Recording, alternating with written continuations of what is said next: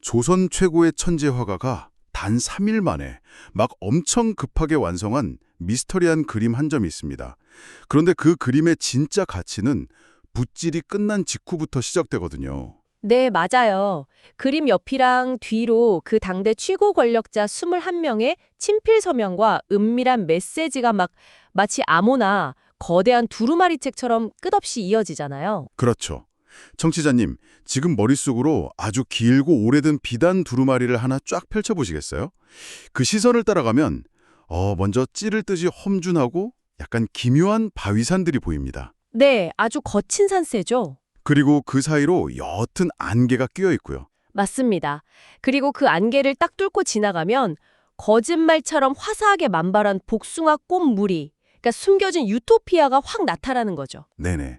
그리고 그림이 다 끝나는 지점부터 서로 다른 종이와 서로 다른 글씨체로 빼곡하게 적어 내려간 당대 천재들의 찬사가 등장합니다.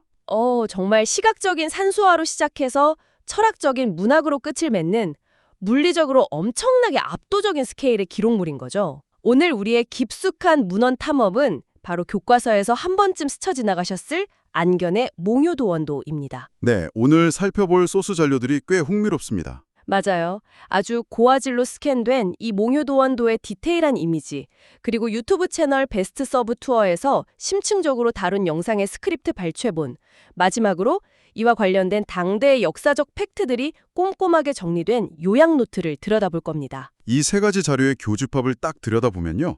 우리가 알던 단순한 어떤 옛날 미술 작품이 아니라 15세기 조선 엘리트 사회의 민낯을 그대로 보여주는 거대한 타임캡슐이 열리게 됩니다. 타임캡슐이요. 그래서 오늘 우리의 미션은 아주 명확합니다. 1447년 봄에 안평대군이 꾼 단 한 번의 꿈이 도대체 어떻게 조선 최고의 지식인들을 전부 끌어모은 블록버스터급 콜라보레이션 프로젝트로 변모했는지 그 이면의 디테일을 파헤치는 겁니다. 자, 이 부분을 한번 파헤쳐 볼까요?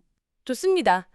가장 먼저 시선을 사로잡는 건 이 거대한 프로젝트의 시작점, 즉 안견이 그림을 완성해낸 타임라인입니다.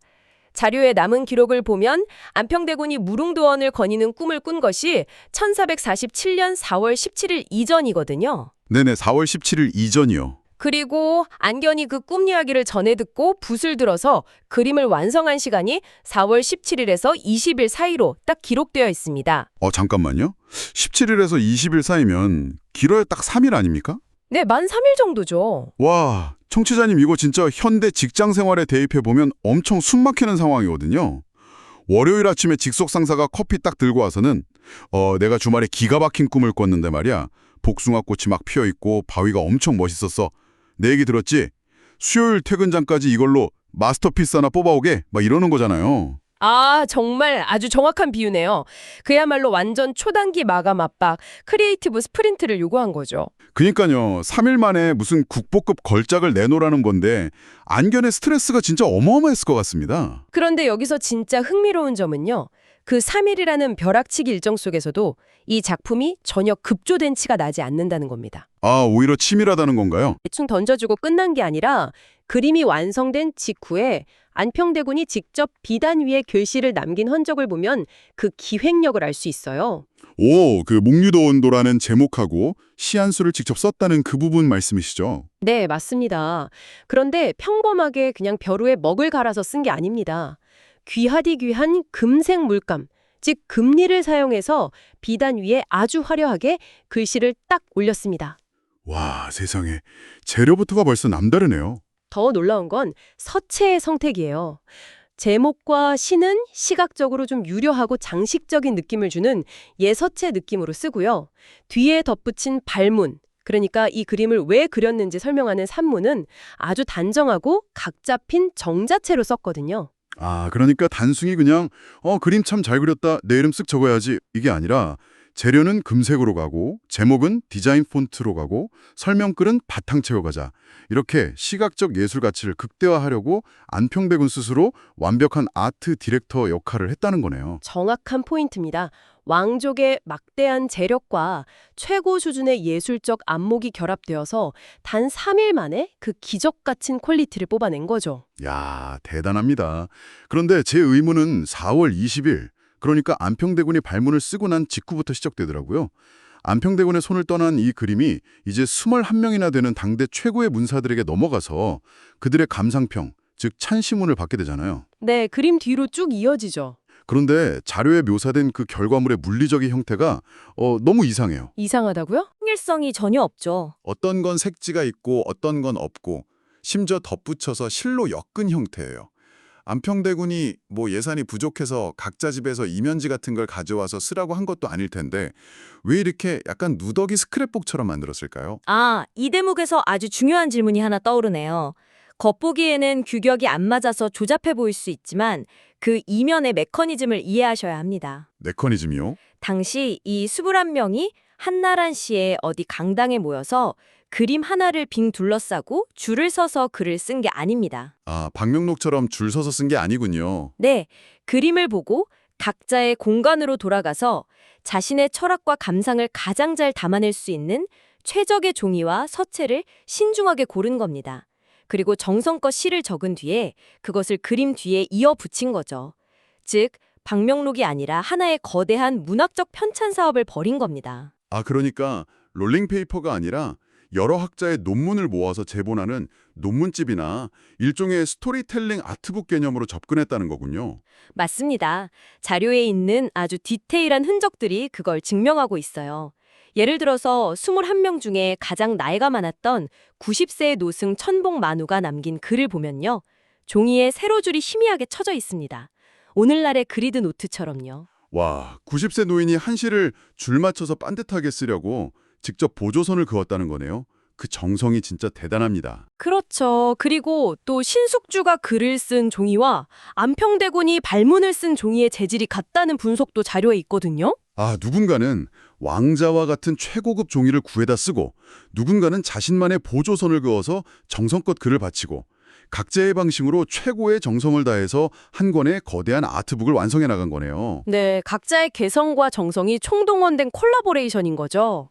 자, 이렇게 정성스럽고 거대한 아트북을 만들었다면 도대체 여기에 시를 쓴 이 21명은 어떤 사람들이었나 살펴봐야겠죠. 여기서부터 진짜 흥미로워집니다. 네, 그 명단이 정말 화려하죠. 청취자님, 제가 자료에 나온 연령대와 신분 데이터를 보면서 인물들을 좀 묶어봤는데 이 라인업이 그냥 미쳤습니다. 당시 조선지식인 사회의 최정점에 있던 인물들의 총집합이라고 할 수 있죠. 맞아요. 1418년생인 안평대군, 그러니까 당시 대략 30살 무렵이었던 그를 기준으로 엇비슷한 30대 동년배 그룹이 5명 정도 나옵니다. 서거정, 성삼문, 박팽년, 이계, 신숙주. 청취자님, 이름만 들어도 무슨 국사교과서에서 방금 튀어나온 것 같지 않습니까? 네, 핵심 인재들이죠. 여기에 안평대군보다 조금 더 연상인 이현로, 김수원 같은 인물들이 6명이 있고요. 마지막으로 김종서, 정인지처럼 나이도 훨씬 많고 권력도 막강했던 당대의 원로급 인사들이 10명이나 참여했습니다. 네, 연령대도 아주 다양하게 포진되어 있어요. 그러니까 이게 그냥 동네에서 글 좀 쓰는 선비들이 모인 게 아니라 현대에 비유하자면 노벨상 수상자들하고 최고위급 장관들이 한자리에 모인 어벤져스 그 자체입니다. 어벤져스라는 비유가 딱 맞는데 더 무서운 건 이 어벤져스들이 한가한 예술가들이 아니었다는 겁니다. 이들은 당시 국가의 명운이 걸린 프로젝트를 굴리던 현직 최고의 관료들이었어요. 다들 현직이었군요. 네, 이 21명 중 정인지, 최항, 신숙주 등 약 8명이 집현전 학사 출신입니다. 게다가 다수가 정삼품 이상의 고위 당상관이었죠. 잠깐 생각해보면 1447년이 세종 29년이잖아요. 세종대왕 시절이면 훈민정음 창제, 농사직설 펴내고 의학서적 집대성하고 그야말로 조선 역사상 가장 하드코어한 국가 편찬 사업이 미친 듯이 돌아가던 야근의 시대 아닙니까? 맞습니다. 과로가 일상이던 시기죠. 그 엄청난 경무에 시달리던 집현전 엘리트 학자들과 늙은 정승들이 도대체 어떻게 왕자의 사적인 꿈이야기를 듣고 이렇게 단체로 모여서 정성스러운 시를 썼을까요? 무슨 왕족의 강압적인 지시가 있었던 걸까요? 강압이라기보다는 당시의 권력과 문화 네트워크 구조를 보셔야 합니다. 1447년은 세종이 병환이 깊어서 문종이 대리청정을 하던 시기였거든요. 문종 대리청정기요? 네. 집현전 학사들은 국가의 브레인이었고 안평대군은 아버지 세종과 형 문종의 아주 든든한 지원을 등에 업고 문화예술계의 패권을 쥐고 있던 문단의 거두였어요. 아하, 든든한 백이 있었군요. 즉, 이 몽유동원도 프로젝트에 참여해서 내실을 한 수 남긴다는 것은 당대 최고 권력층과 지적, 문화적 유대감을 공유하는 일종의 이너서클에 들어갔다는 것을 의미합니다. 매우 수준 높은 지적 과시이자 정치와 문화적 네트워크의 결정체였던 거죠. 야, 그러니까 몽요도원도라는 이 거대한 스크랩북에 내시가 묶인다는 것 자체가 조선 엘리트 사회의 프리미엄 멤버십 인증 마크 같은 거였네요. 정확합니다. 아주 명예로운 일이었을 겁니다. 그런데 청취자님, 이렇게 찬란하고 영광스러웠던 1447년의 지식인 모임을 보다 보면 자연스럽게 뒤따라오는 역사적 비극이 떠오르거든요. 네, 피할 수 없는 부분이죠. 흔히 이 몽유도원도에 찬시를 남긴 사람들을 훗날 수양대군, 즉 세조에게 무참히 숙청당한 비운의 충신들이라고 뭉뚱그려 생각하기 쉽잖아요. 솔직히 저도 이 명단을 보면서 와, 이거 완전히 세조의 데스노트네? 이렇게 생각했거든요. 역사의 결과론적인 시각에서 보면 그렇게 착각하기가 아주 쉽습니다. 워낙 굵직하고 피배린 나는 사건들이 바로 뒤따랐으니까요. 그렇죠. 계유정난 같은 거요. 네, 1450년에 문종이 즉위하고 불과 3년 뒤인 1453년에 수양대군이 권력을 잡는 계유정난이 터집니다.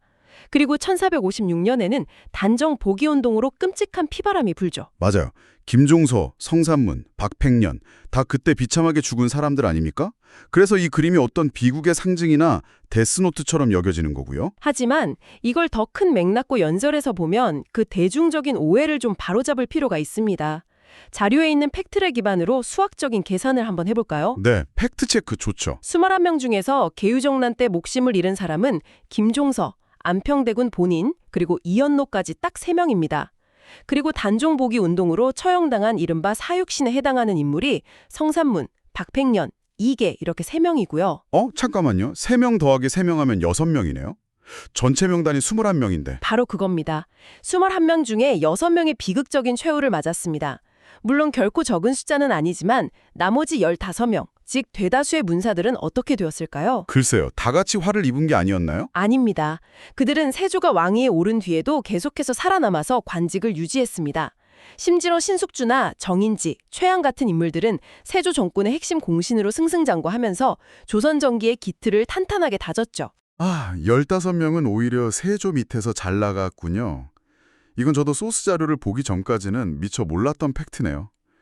그런데 왜 우리는 이 그림을 단중파 대 세조파 혹은 선과 악의 이분법적인 데스노트로만 기억했던 걸까요? 그게 바로 후대의 우리가 역사적 결과를 이미 다 알고 있기 때문입니다. 결과를 아니까 1447년에 그 순수했던 예술적 교류마저 정치적 프레임에 끼워 맞춰서 해석하려는 편향이 작용한 거죠. 결과론적 해석의 오류군요. 네, 자료가 명확히 짚어주듯이 우리는 좌우나 특정 정치적 입장에 치우쳐서 이 작품을 볼 필요가 전혀 없습니다. 몽유동원도는 특정 파벌의 데스노트나 징표가 아니에요. 그럼 있는 그대로 봐야 한다는 말씀이시죠? 그렇죠. 그저 1447년 세종시대의 엘리트들이 얼마나 높은 수준의 지적 소양을 갖추고 교류했는지를 보여주는 조선시대 가장 화려하고 평화로운 순간의 타임캡슐일 뿐입니다. 정치적 편향 없이 있는 그대로의 사실을 보는 게 중요합니다. 네, 정치적 편향 없이 그 순간의 팩트만 봐야 한다는 말씀이 확 와닿습니다. 그래서 이 모든 게 대체 우리에게 어떤 의미가 있을까요? 훗날 이들이 서로 칸을 겨누게 될 운명이라는 그 잔혹한 스포일러는 잠시 딱 덮어두고 다시 1447년 그 찬란했던 봄날로 청취자님을 모시고 가고 싶습니다. 아주 좋은 접근이네요. 청취자님, 잠시 눈을 감고 상상력을 한번 발휘해 보세요. 여기는 조선시대 최고급 정자인 비해당 혹은 궁궐안의 취지정이라는 공간입니다. 방금 안견이 3일 동안 피를 말리며 완성한 거대한 몽유도원도가 정자 벽면에 쫙 게시되어 있습니다. 네, 벽에 걸려 있는 거죠. 그리고 그 앞에 당대 최고의 천재 관료들이 모여서서 그림을 올려다보고 있는 겁니다. 자료 기록에 따르면 그림을 그렇게 일정한 장소에 걸어두고 문사들이 모여서 이를 감상한 뒤 각자의 시를 지었다고 하죠. 그들이 남긴 시의 내용을 깊이 들여다보면 이 파티가 얼마나 고차원적인 지적 유희였는지 알 수 있습니다. 그게 그냥 그림 앞에서 야, 안견이 붓질 기가 막히게 했네. 우리 왕전이 맘목장이다. 뭐 이런 수준의 대화가 아니었겠죠? 물론 안평대군이 문단의 거두라는 찬양이나 안견의 솜씨에 대한 칭찬도 포함되어 있었죠. 하지만 본질적으로 그들은 이 그림을 매개로 거대한 철학적 담론을 펼쳤습니다. 철학적 담론이요. 어떤 내용이었나요? 찬시문들을 쭉 보면요. 중국 진나라 때 속세를 떠난 은거자들의 이야기나 도연명의 고전인 도화원기에 등장하는 무릉도원 스토리가 끊임없이 인용되고 있습니다. 세종대왕 밑에서 밤낮 없이 야근하며 국정 업무에 시달리던 그 고위급 장관들이 굳이 속세를 떠난 은거자나 도화원을 이야기했다는 게 묘하게 역설적이고 참 재미있네요. 바로 그게 핵심입니다. 세속의 권력 가운데 있던 그들이 무릉도원이라는 이상향을 보면서 선비가 지켜야 할 내면의 평화, 그리고 은일의 가치에 대해 묻고 답했던 겁니다. 아, 우리는 비록 속세에 있지만 정신만은 맑다. 뭐 이런 건가요? 맞습니다. 우리는 현실 정치에 몸담고 있지만 우리의 정신은 저 험난한 바위산을 넘어 만발한 복숭아꽃처럼 맑고 고결한 이상향을 향해 있다. 이런 거죠. 그림 하나를 두고 동아시아의 철학과 고전을 총동원해서 서로의 세계관을 확인하는 엄청난 지식 배틀이자 힐링 캠프였던 셈입니다. 와, 몽유도원도는 단순한 그림이 아니라 경무에 시달리던 조선 엘리트들의 철학적 탈출구였군요. 자, 이제 오늘의 깊숙한 문헌 탐험을 마무리할 시간입니다. 네, 벌써 그렇게 됐네요. 안평대군의 낭만적인 꿈에서 시작해서 천재화가 안견의 3일간의 폭발적인 분놀림을 거쳐 21명의 어벤져스급 지식인들이 서로 다른 종이에 릴레이로 써내려간 철학적 찬시문들. 이것은 단순한 산수한 점이 아니라 문학과 미술, 정치와 철학이 완벽하게 융합된 조선 전기의 종합예술 프로젝트였습니다. 오늘날의 관점에서 보면 이 1447년의 프로젝트가 던지는 메시지가 아주 묵직합니다. 어떤 점이 그럴까요? 지금은 숏폼 영상에 넘쳐나고 모든 정보를 15초 만에 쓱 소비해버리는 시대잖아요. 우리는 과연 무언가를 이렇게 깊이 있게 감상하고 타인과 밀도 있는 사유를 나누어 본 적이 있을까요?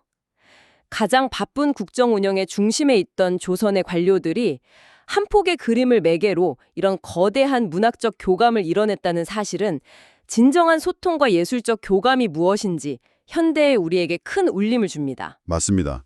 바쁜 일상을 살아가는 청취자님들도 오늘만큼은 마음속에 자신만의 무릉도원을 하나쯤 쫙 펼쳐놓고 여유를 느껴보셨으면 좋겠네요.